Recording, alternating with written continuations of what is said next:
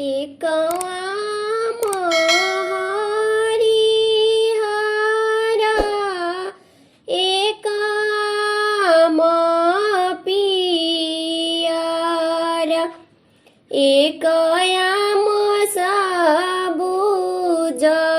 रंगा होस तीनों रे आमवा के बगिया लगाइले उतरीले सिरी भगवान एक आम हरिहरा एक आम पियारा एक आम सबुज रंगा होस तीनों रे आमवा के बगिया लगाइले उतरीले सिरी भगवान एक ओरी उतारिले ससुर भसुर एक ओरिया पापा हमार अरे एक ओरिया बैठिले दुल्हा कवन दुल्हा हो खेला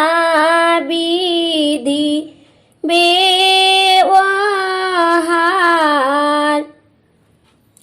दुल्हा दुल्हिनी जब एकमति भइली पूछे दुल्हा दुल्हिन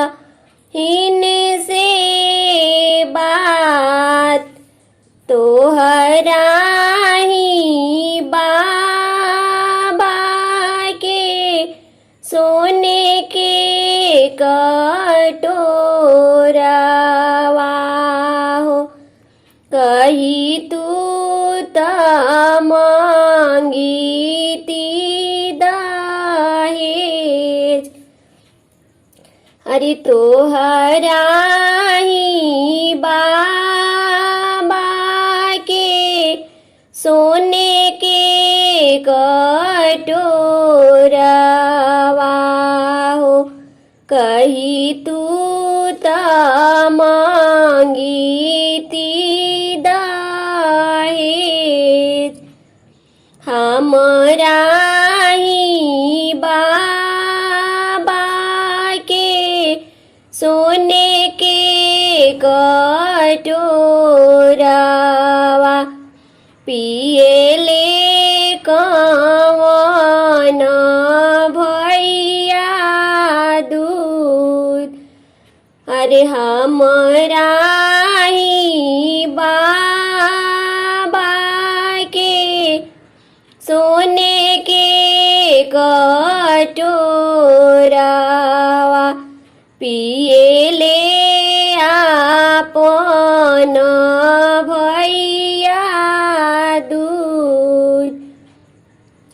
अरे दूधवा पियत भैया अलूरी पसारेले हमले विधि दिया तोहार हमले विधि दिया तोहार इतना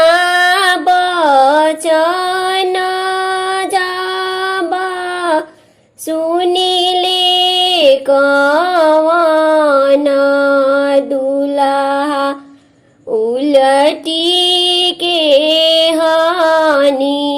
ले जवाब। अरे तना बचन जब सुनिले सुन्दर दुल्हा उलटी के हानि ले जवाब। अरे जेकरा बहिनी लागी हमई हायनी ऊ मांगे दीदिया हमार। अरे जेकरा बहिनी